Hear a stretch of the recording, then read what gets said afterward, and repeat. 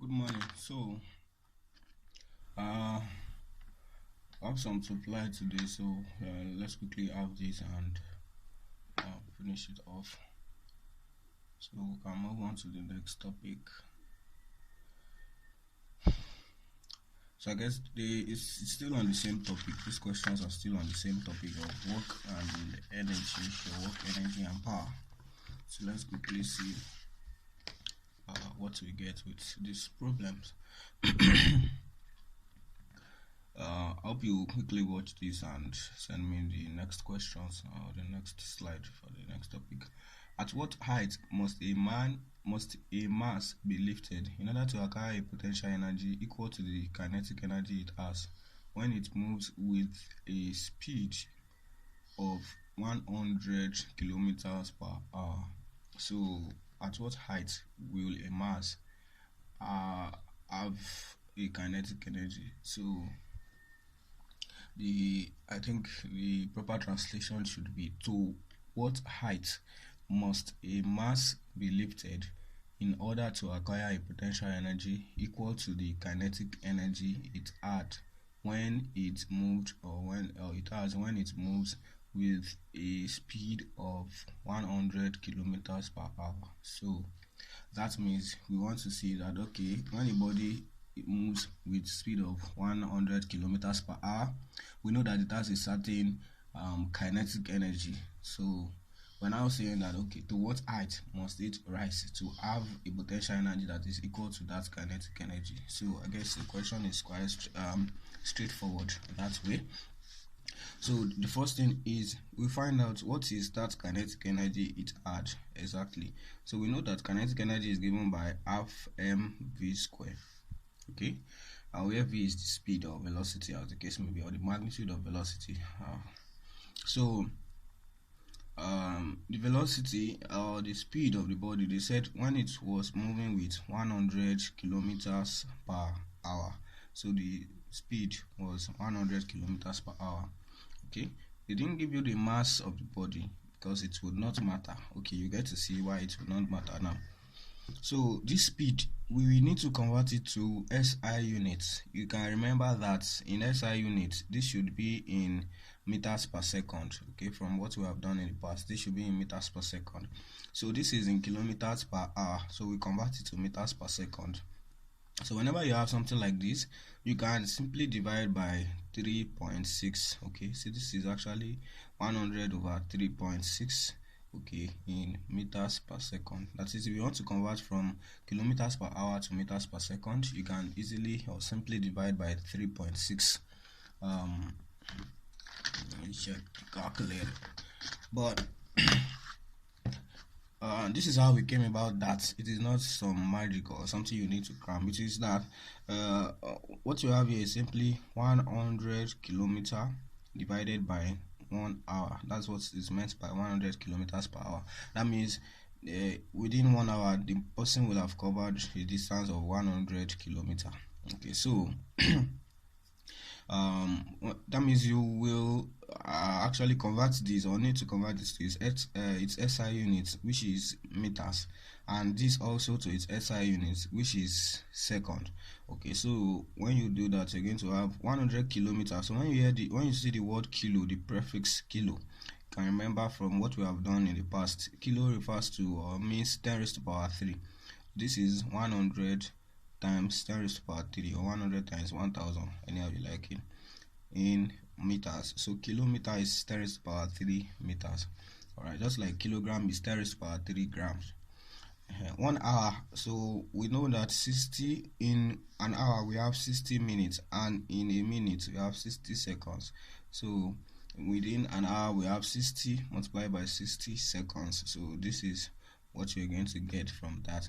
So at the end of the day, what you have is simply 100 multiplied by 10 raised to power 3 all over 60 times 60. I hope you get what that is. I'm just separating them. Okay, and everything will now be in meters per second. Alright, so this 10 raised to power 3 all over this is the same thing as 3.6. You know, this is 3600 Okay, so I can actually have something like this. I can say this is equal to 100 multiplied by 3 is about 3 is 1000 divided by 60 times 60. 60 times 60 is 3600. So 0 we cancel this 0, 0. So 10. So I have 36 divided by 10, which is 3.6. So it is the same thing as 100 divided by 3.6. So anytime you want to convert from kilometers per hour to meters per second, 1 kilometers per hour is equal to 3.6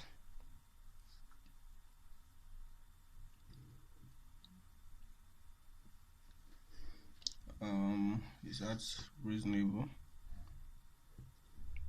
No, it should be like 3.6 kilometers per hour is equal to 1 meters per second. All right, so that's how that works. Okay, so have that in mind. All right, so about 100 kilometers per hour is simply 100 over 3.6 meters per second. All right, so we're good to go with that. So they're asking us that, okay, if the potential energy was going to be equal to this kinetic energy, okay, what height must the body be lifted? Okay, so we know that potential energy is given by mgh, where h is the height above the zero reference level, and kinetic energy is half mv square, as we have written it here. So the m here, we cancel the m here if they are both, if this is equal to this as is required for us here. Then from here we can get that h will be equal to 1 over 2 v square over g, or just say this is equal to v square over 2g. Alright, so that is going to give us the height. So that means our h is equal to v square. So v is the speed we just found, which is 100 over 3.6 all squared all over 2g, 2 times 9.81. okay, so that settles everything. So let's calculate what this is. 100 over 3.6. So I have 100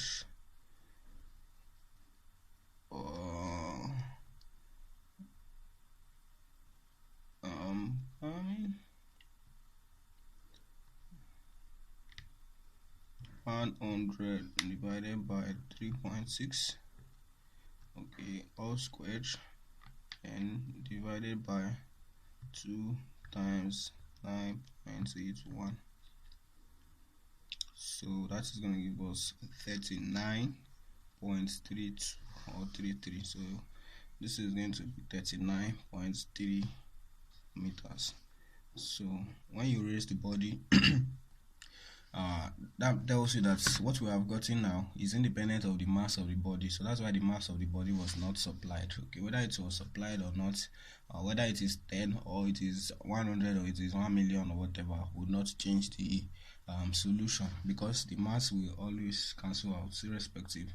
So whether it is 1,000 or 1 million, they will actually cancel out on both sides. Okay, for a situation like this. So that's why the mass was not supplied. All right, so because we don't need it.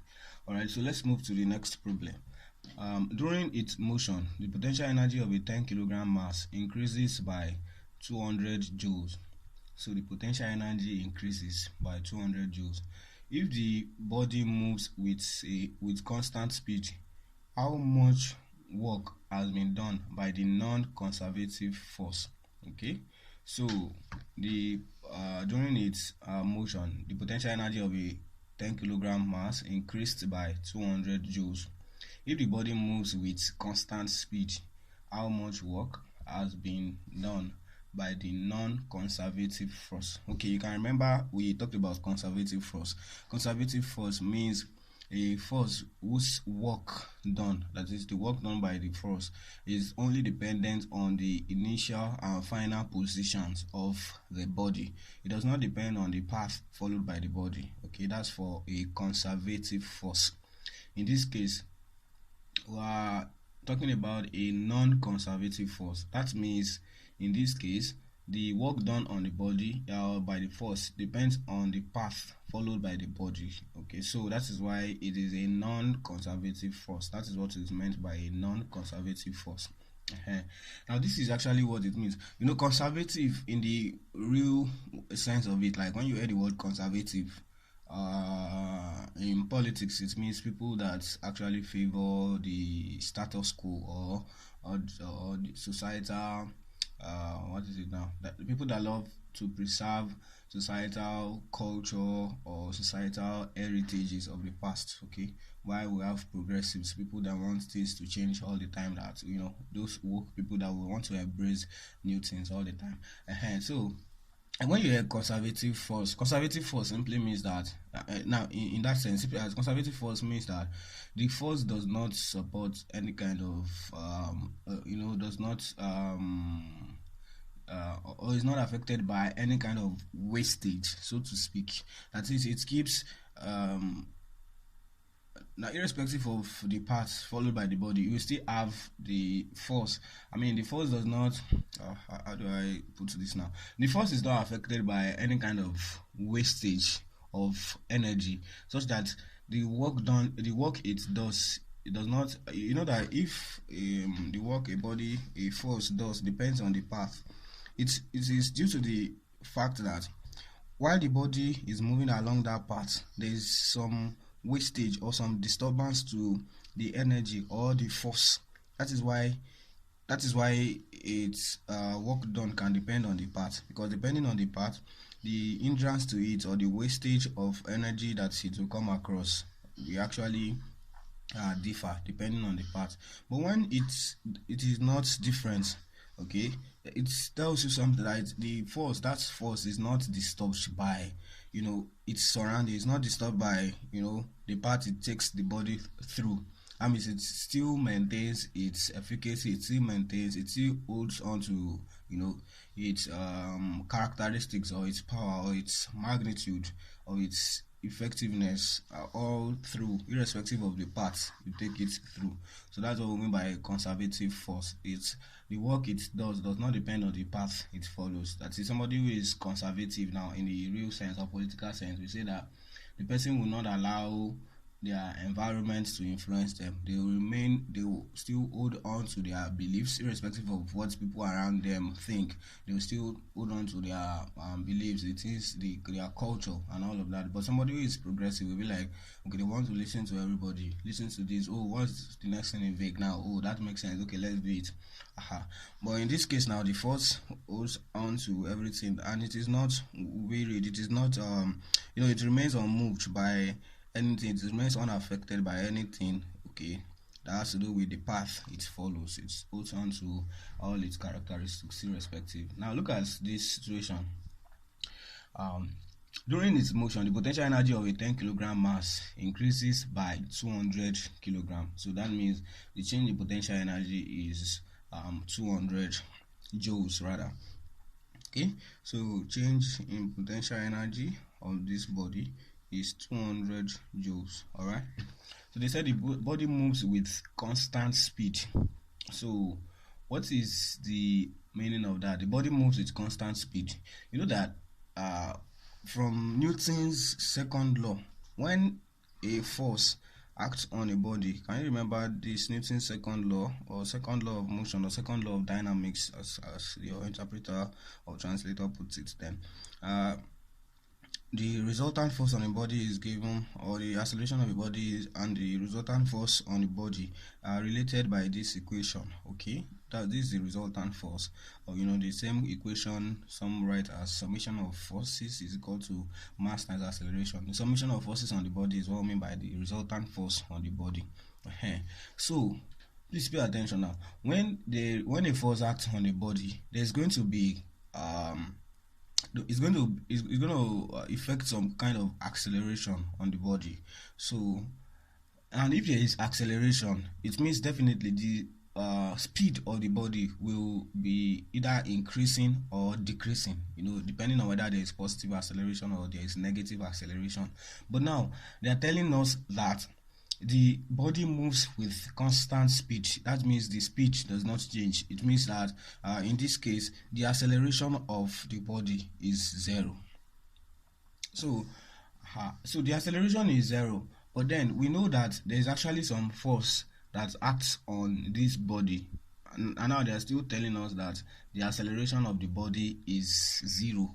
Okay, the reason that is possible is because the force that actually the force that actually acted on the body, okay, did not impart it did not impart an acceleration of the body. Instead, it actually cause the body to move at a constant speed. Naturally, that should not require any effort, because Newton's first law says that a body should continue at rest, or should continue in its uniform motion unless acted upon by an external force, though it should be unless acted upon by an unbalanced force. So in this case, that means the force that acts on the system has been balanced by an external force. An example is this: if I have this if I have this pen here and I want to move it with constant velocity, that means it keeps covering equal distances in equal time interval. I'm applying some force, but I'm not accelerating this body. The reason I'm not accelerating it is because the force I've applied did not or does not act to accelerate the body. It actually acts to overcome the friction between this body and this surface. That is, it acts against external influence. That it is being affected by the external influence. That's why it's a non-conservative force. If it were a conservative force, it will not depend on any external disturbance. It will not be affected by whatever it is that is around it. It just gives the body the same work, or does the same work on the body, irrespective of the path it follows. In this case now, you know that because friction is present, the work I do on this pen depends on the path we follow, because it is the path we follow that will determine what kind of friction or what level of friction we are going to encounter along the way. And if we take a longer path, it means we are going to experience more friction for a longer time, or we're going to have to overcome friction for a longer time. Do you understand this now? And we're going to have to overcome varying levels of frictions at different locations. So that's why it's path dependent. So they said it is a non-conservative force. This is obvious because the body does in this case, the body still moves with constant speed. It means the force has been applied to overcome some sort of friction, actually. So despite the fact that the body is moving with constant speed, there is actually a force present. Now the resultant force is still zero, but the force that we apply is used to overcome an opposing force that would otherwise not allow the body to move. So that is it. For instance, if this pen stays here, it's at rest. The reason it is at rest is because there's some friction between this and the surface that actually keeps it in place when it's at rest like this. So if I try to tip it, okay, the reason it stops moving and not continue moving forever is because there's friction between this the pen and this surface. If I want to keep it moving, then I have to apply some force that will overcome that friction and keep the pen moving. Okay, so that force in that case that I apply is not a conservative force, because the work I do on the body, or the work I have to do on the body, depends on the path I follow, because the path I follow is what will determine the kind of friction I will encounter on the way. Alright, so that is it. So during its motion, the potential energy of a 10 kilogram mass increases by 200 joule. We have written that here. That the change in potential energy is 200 joules. So if the body moves with constant speed, how much work has been done by the non-conservative force? So they said the potential energy increases. The potential energy increases by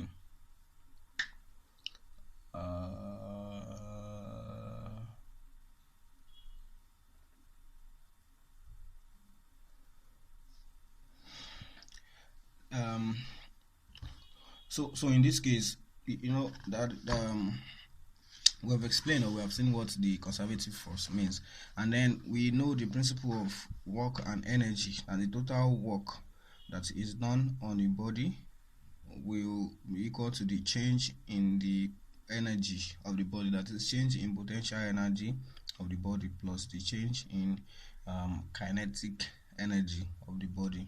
Okay, so that's what will um that's what will give us that's the relationship we're going to use here. That is, when you do work on the body, either increasing, mechanical work. Now when you do work, you're either increasing the kinetic energy of the body or the potential energy of the body. Okay, you are raising the kinetic energy or raising the potential energy of the body. Okay, so in this case, they've told us that the body moves with constant speed. That means there is no change in speed, so the change in kinetic energy is zero. Okay, you have seen it already. There's no change in speed of the body. There's no acceleration of the body, so the speed does not change. So that means the kinetic energy does not change. You know what that means? It means that initial kinetic energy, initial kinetic energy will be equal to half mv1 square. That's the initial velocity, initial speed. Okay, and the final kinetic energy will be equal to half mv2 square. That's the final speed. And now, because this one is equal to this one, why are they equal? Because they said the speed does not change, that is, there's constant speed. So because of that, the change in kinetic energy, which will be equal to final kinetic energy minus initial kinetic energy, will be zero, because this will be equal to this.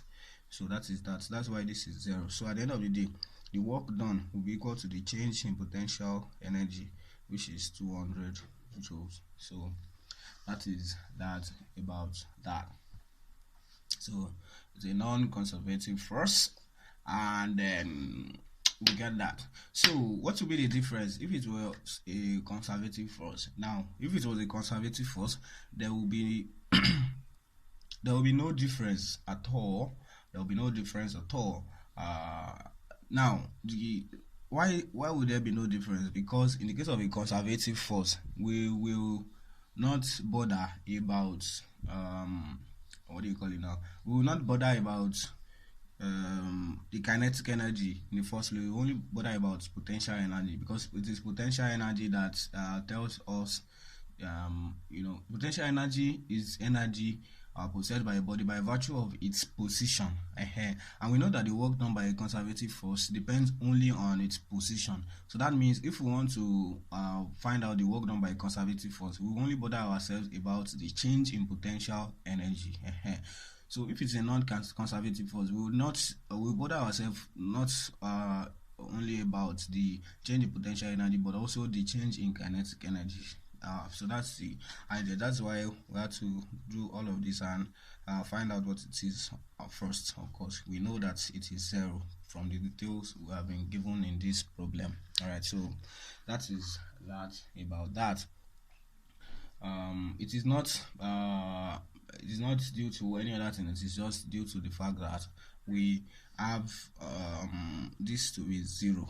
If it was a conservative force, the work done by a conservative force is simply equal to the change in potential energy only. Why? Because the work done by a conservative force depends only on the initial and final position of the body. Okay, and we know that the initial and final position of the body and the energy the body possesses as a result of its position is given by its potential energy. So that means the work done by a conservative force actually changes the potential energy of the body only. It does not change the kinetic energy of the body, or it has nothing to do with the kinetic energy of the body. But for a non-conservative force, the work done by a non-conservative force depends or affects both the kinetic energy of the body and the potential energy of the body.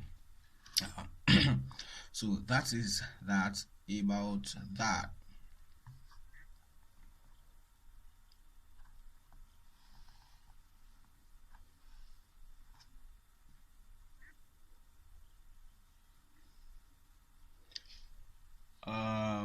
Let's move on to the next problem. Hope you get that. So the next problem, starting from a stationary, a 6.0 kilogram block sliced on an inclined plane of 30 degrees to the horizontal. After crawling 10 meters, its speed is 7.0 meters per second. how much work was done by the frictional force on the block. Starting from a stationary, you should be starting from rest. A 6.0 kilogram block slides on an inclined plane, okay, of 30 degrees to the horizontal. The inclined plane is at 30 degrees to the horizontal. After crawling 10 meters, that is after moving 10 meters on the inclined plane, its speed is 7 meters per second. How much work was done by the frictional force on the block? So we have to find out what the frictional force is. Now we know how far the body actually moved, okay, under the influence of the frictional force. So we just find out what the frictional force is, and we know that work done is force times distance. So let's find out what that frictional force is. Okay, so look at this now. Let's firstly illustrate this. It told us that it is at an angle of 30 degrees to the horizontal. This is 30 degrees to the horizontal. Starting from rest. So let's say this is the 6 kilogram block. So we have the block of 6 kilogram right here. So this one is 6 kg. And then after crawling 10 meters, its speed is 7 meters per second. All right, so it's crawled 10 meters. Okay, so that means we had a let's say initially it was here, then it's called 10 meters, let's say, then finally it got here, such that the distance between this point and this point is 10 meters. So the distance between this and this is 10 meters. Okay, so at this point, so we can call this point our point 1 and this point then our point 2. So they are telling us that at this point 2, our v2, that's the speed when it got here, is 7.0 meters per second. I hope you got that. And then they told us that it actually started from a stationary. It started from rest, actually. That's what that's supposed to be. That means our v1, that is at this point 1, at this point v1 is equal to 0. That's the speed at that point is 0. So we know that normally the total mechanical energy is meant to be conserved, okay, but it will not be conserved because there's a friction. Okay, so what the friction does is it's going to waste the energy. So the work done by the friction is a negative work. It's actually some waste of energy. So what we're going to do is we're going to find out what was the total mechanical energy at this point, and then what is the total mechanical energy at this point. So the difference between them is the work done by friction, because the difference between them is due to the fact that some energy has been dissipated. When you hear dissipated, it means wasted along the line due to friction force. That is what actually wasted the energy. So we're going to find out what that is, and to do that successfully, we know that this distance is 10 meters. So we can find out what this distance is. You know, the distance it's moved from this point to this point. That is, we can find out the change in height between this point and this point. So if we pick this as our 0 reference level, if we say h is equal to 0 at this point, we're going to have to, of course, we know this is going to be a right angled triangle. Right now this is vertical line, this is horizontal line. So we want to find out for our point 2 what was the height at point 2. H1 rather, this is H1, so this is H2. We know H2 is 0. So what is going to be H1? That's the difference in height between this point and this point. So this is going to be the difference in height between this point and this point. So we can find that out. That's the distance between this and this, and we know that this thing here, this angle here, is still going to be 30 degrees. They are corresponding angles. All right, so with this we are good to go. So if this is 10 meter and we need to find this, you know, this is 30 degree and this side is the side opposite this 30 degrees, whereas this is the hypotenuse. So we're going to use sine. That means sine 30 degrees from SOHCAHTOA. Sine is equal to opposite, which is the h H1 we're interested in divided by hypotenuse. So that is going to be our 10 that we're interested in. So from here we know that H1 is equal to 10 sine 30 degrees. So sine 30 is 0.5. So 10 times 0.5 is 5 meters. So what we have here, H1 is equal to 5 meters. What we have here is 5 meters. Alright, so that is that about that. So we're going to find out now what is the total energy at this point.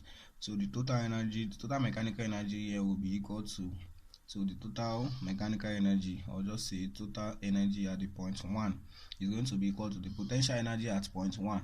Potential energy at point 1 will be equal to mgh. That's going to be 6, I'll say mg multiplied by h1, which is 5, okay, plus the kinetic energy at point 1, that's half mv squared, half mv1 squared. So v1 is 0, so that one is 0, okay. So we're going to find out again what is the total energy at point 2. Total energy at point 2 is going to be given by mg multiplied by h2. H2 is 0, plus half mv2 squared, half m multiplied by v2, which is 7.0 all squared. Alright, so this one is 0 also. So so this is going to be 5 mg, and this is going to be equal to 7.0 square is 49. 7 times 7 is 49 divided by 2, that's going to be 24.5 m. Alright, so I can also get this 5 times g. So 5 times g is going to be 5 times 9.81. So that is going to be 49.05. This is 49.05 m. Okay, m here is not meters, so this is times the mass. Okay, I don't just want to add up the mass yet. Okay, I don't want to substitute the mass yet. Of course, this is in joules and this also is in joules. This is energy. Alright, so we can see that there is obviously a drop in energy of the body. The total energy was initially, of course, total mechanical energy was initially 49.05 m joules. And now finally it became 24.5 m joules. Alright, so now we want to find out what is going to what is responsible for this change. Is because energy is being dissipated or wasted as the frictional force works against the body. You know, frictional force is going to be acting opposite the direction of motion of the body, so that's going to be the direction of the frictional force. So it's going to do negative work on the body. So that is why when you add the work done by friction to this, it's going to give you this, because it's going to be negative, so it will eventually be subtracted from this to give you this. So we know that the work done okay, by friction, okay, so you know work done is equal to the change in mechanical energy, okay, which is going to be equal to the final mechanical energy minus initial mechanical energy. So that's going to be 24.5, okay, m minus 49.05 m. So that is going to be the work done by friction, because that is the only force that acts on the body here, or that's the only non-conservative force that acts on the body here. So we're going to have 24.5 minus 49.05. so this is going to give us minus 24.55. so the work done by friction is minus 24.55 m. Okay, of course this is also in joules. Alright, so that's the work done by friction. Alright, so we know that the work done by friction is what we're interested in. Alright, so we have found that already. So they want us to find out how much work was done by the frictional force on the block. So that's what we have found, but we need to substitute our m. So we know our m is 6 kilograms. So the work done by friction is going to be minus 24.55 multiplied by 6 kilograms. So multiplied by m, that's what this m was standing for. So minus 24.55 times 6. So this is going to give us 147 minus 147.3 joules. So that means the work done by friction is going to be minus 147.3 joules. Alright, so that about that. So that's how you get this, and that solves the problem. So let's move to the next one. And next problem says a body is subjected to a single conservative force which increases its kinetic energy by 10 joules. What is the change in total energy of the body?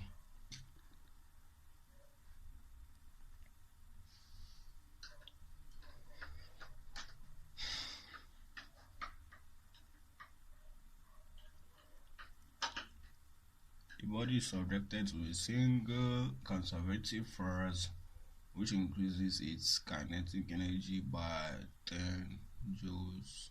Mm.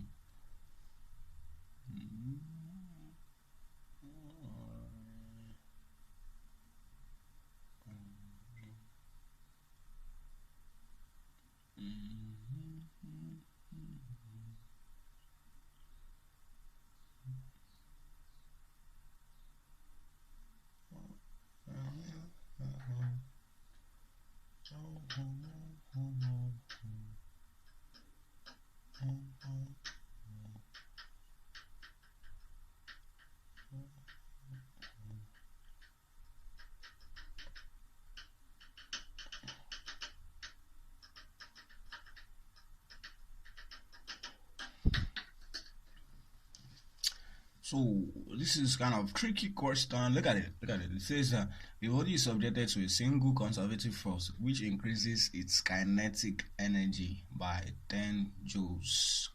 What is the change in total energy of the body? Now, the reason it would be tricky or it should be tricky for you is because I have said before now, I've said in this same class that a conservative force, the work done by a conservative force, actually is known by the change in potential energy of the body. You know that the change in potential energy of the body, that is, we can know that it will because the work done by conservative force depends only on the initial and final position of the body. For instance, the work done by weight is a conservative force. The work done by weight only depends on the initial and final position of the body.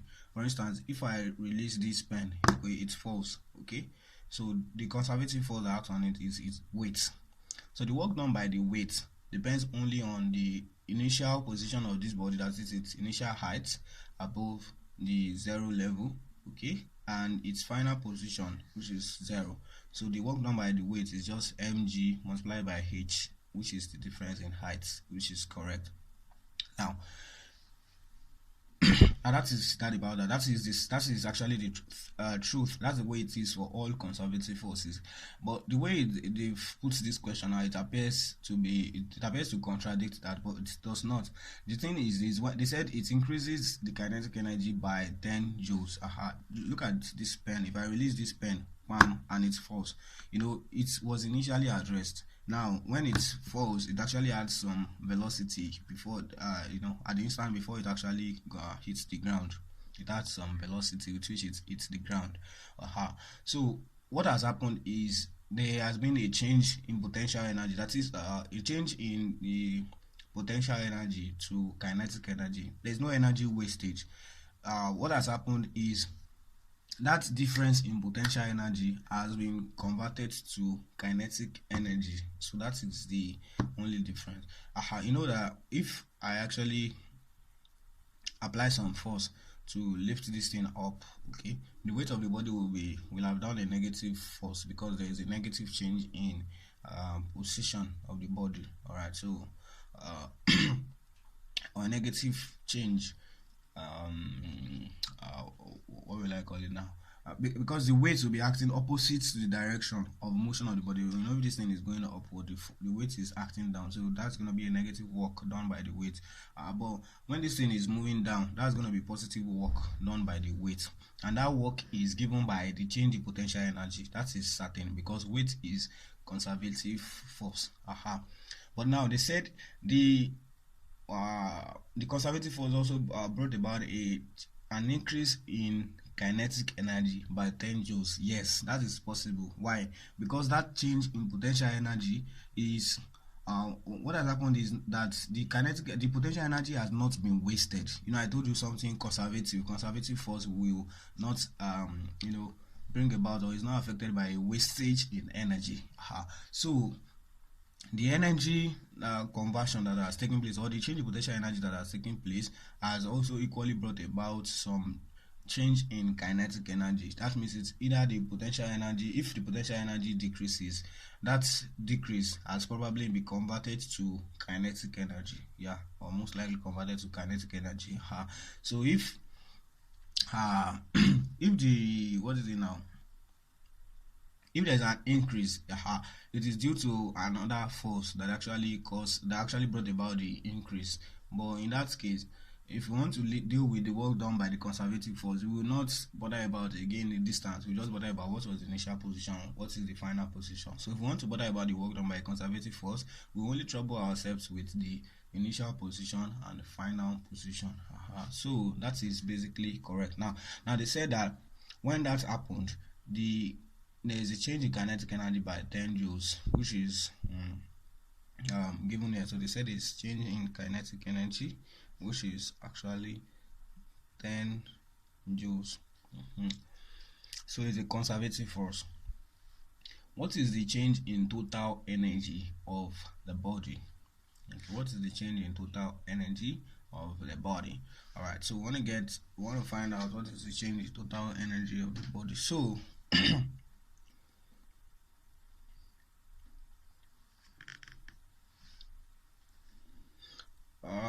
trying to see how best I will present this to you so that you understand what we're trying to do.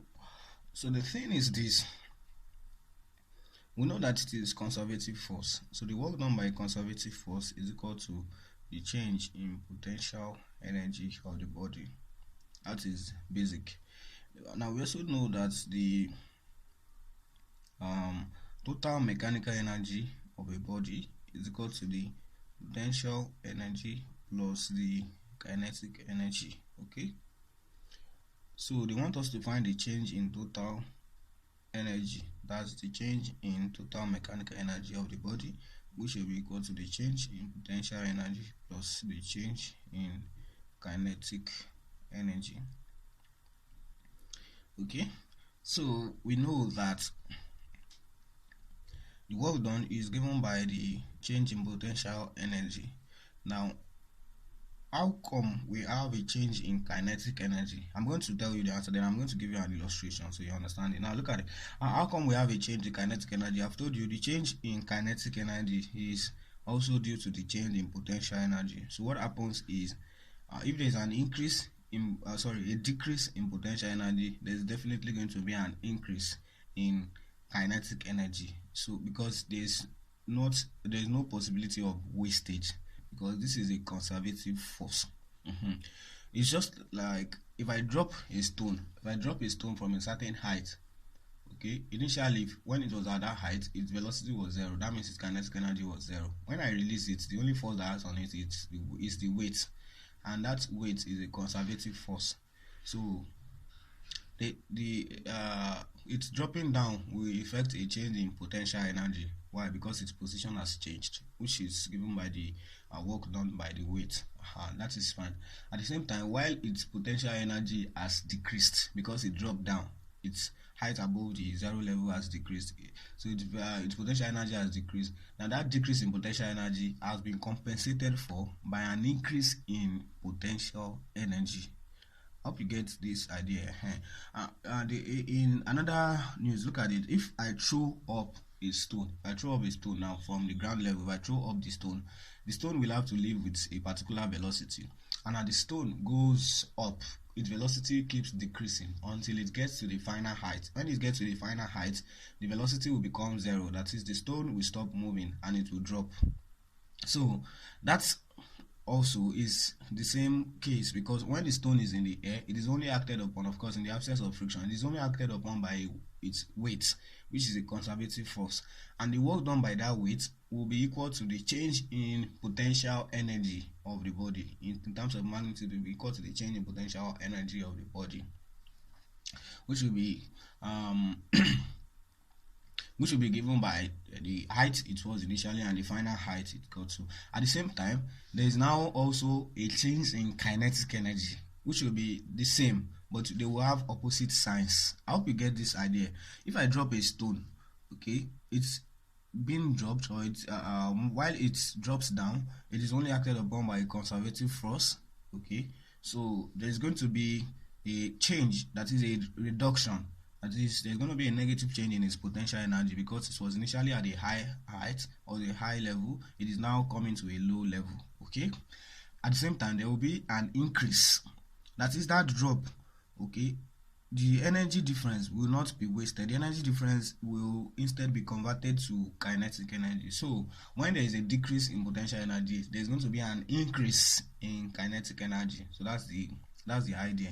So if you are dropping the stone, the potential energy is decreasing, whereas the kinetic energy is increasing. If you are throwing up the stone, the kinetic energy is decreasing, whereas the potential energy is increasing, and the increase in kinetic energy will be equal to the increase, or will be equal to the decrease in potential energy. Why? Because the force is conservative. So because it is conservative, there is no wastage along the way. Okay, along the path it follows, there's no wastage of energy. So the total energy remains the same. There's no change in total energy. So what do I mean by that?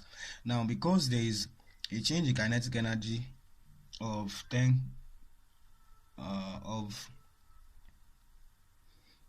joules, that is, they said the kinetic energy increases by 10 joules, definitely the potential energy is going to decrease by 10 joules. Why? This is a conservative force, so the total energy at the end of the day will be the same.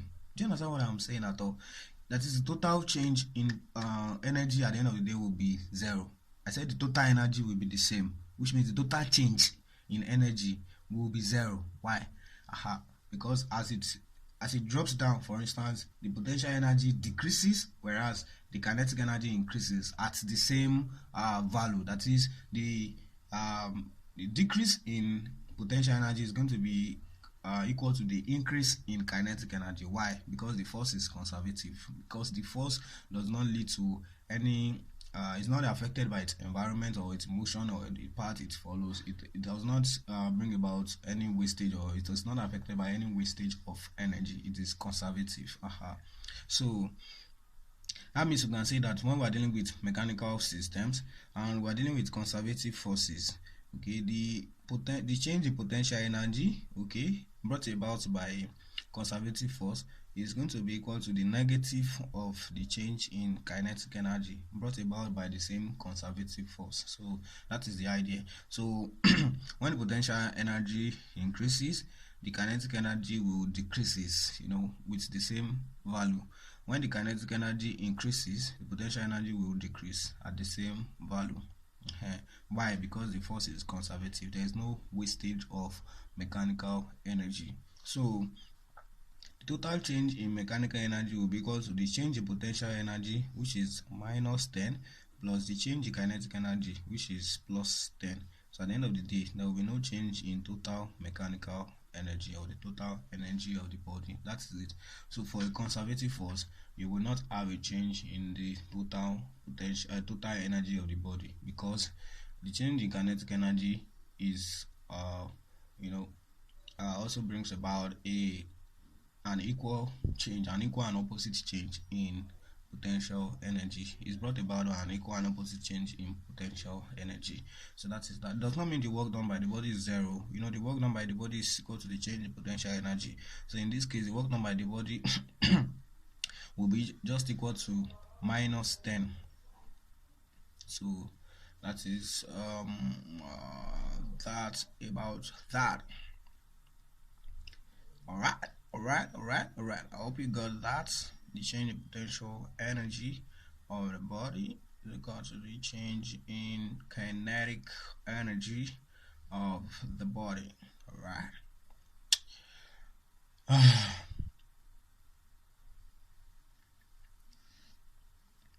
So that is that. So 0 joules is the answer. 0 is the answer in this case. So there is no change in total energy. I hope you get this thing. I know it's kind of technical. I don't think it's technical. Anyway, if you can follow this simple illustration I've given. In case you don't get it, please let me know, so that I will try and probably make it simpler. Think of a simpler explanation to that. Alright, so let's move to the last problem. A 500 kilogram sphere is launched along the ascending vertical with an initial velocity of 10 meters per second. Find the total mechanical energy, supposing that the initial potential energy is 0. So we have a 500-gram sphere. It is launched along the ascending vertical, that it is going up. It is launched vertically upward with an initial velocity of 10 meters per second. Find the total mechanical energy, supposing that the initial potential energy is 0. So in this case also, because we are assuming that it is moving freely, there is no friction in the atmosphere. So if there is no friction in the atmosphere, then the only force that is acting on this body while it's moved will be the weight of the body, and the weight of the body is a conservative force. That means the change in kinetic energy will be equal to the change in potential energy. You get it? Will be equal to the opposite change in kinetic energy. So if there is a decrease in kinetic energy, there's definitely a commensurate increase in potential energy. If there is a decrease in kinetic energy, there is a commensurate increase in potential energy. If there is a decrease in potential energy, there is a commensurate increase in kinetic energy. So that's the way it works. So in this case, you have a 500-gram sphere launched along the ascending vertical with an initial velocity of 10 meters per second. So we know, we have seen that it is only conservative force that acts on this. Okay, so now you can be given a problem like this. You know, they didn't say in this problem that it is only conservative force. Yes, they did not say that.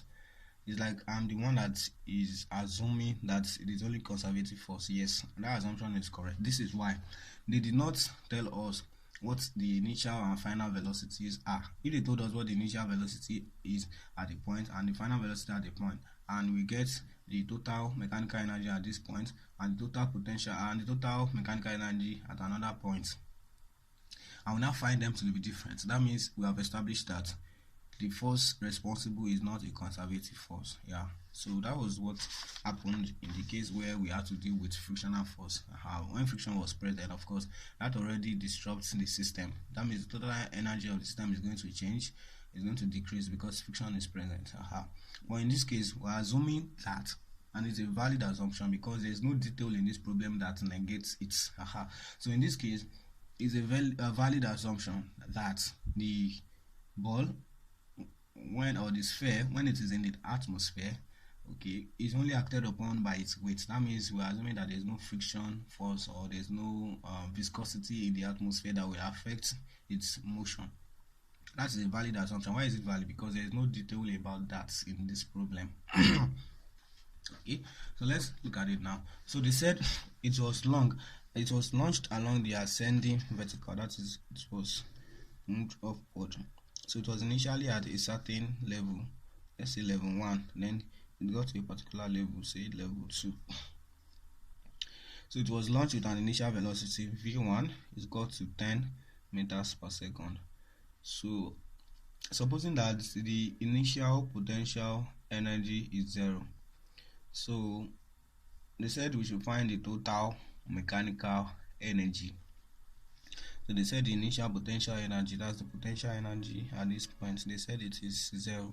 So we should find the total mechanical energy. So because there's not going to be, now they didn't give us any detail about the point 2, but you can take the point 2 to be anything. You can take it to be the maximum height, for instance. But we don't really need any detail about that. The reason is the total mechanical energy can be obtained here, because we have said that if there is no friction, it means it is only a conservative force that acts on this body, the conservative force being the weight of the body. So if it is only a conservative force, then the total mechanical energy is always conserved. You know what that means now? That means initial mechanical energy, the total mechanical energy is always conserved, it's always constant, it's always the same. That means the initial total mechanical energy will be equal to the final total mechanical energy here. So that means whereas this body has some kinetic energy at this point and 0 potential energy, by the time it gets to the maximum point, it's going to have 0 kinetic energy and it's going to have some potential energy.